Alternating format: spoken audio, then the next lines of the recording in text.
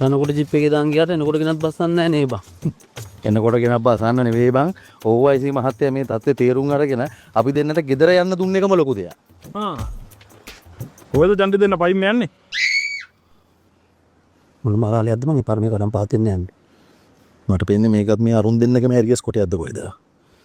දකෝ මේ විදියට මුන් දෙන්න තව මොන જાතිය මරලා දාගෙනද දන්නේ? ඔයියෝ.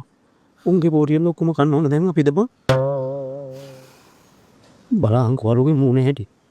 හරියට නිකන් මේව දැද්ද කරන ආකේ බලහෙක් වගේ හොඳේ.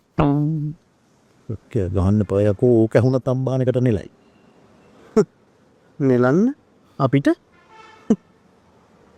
මේ වගේ වෙලාවක ඔබ දන්නේ නැද්ද ගන්න ඕන ක්‍රියාමාර්ගය මොකද්ද කියලා? ඈ? මොකද්ද? මොකද්ද කියලා අහන්නේ? දුවපන්.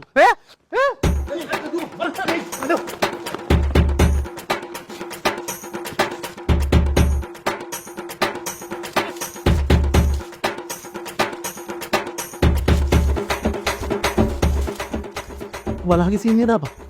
මොන? වලහගේ සීන් එක දාපන්.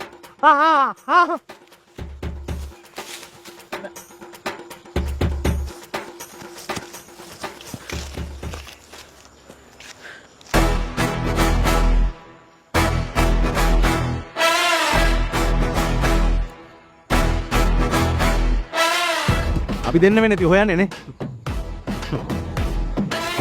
මේ වෙන දෙන්නේ.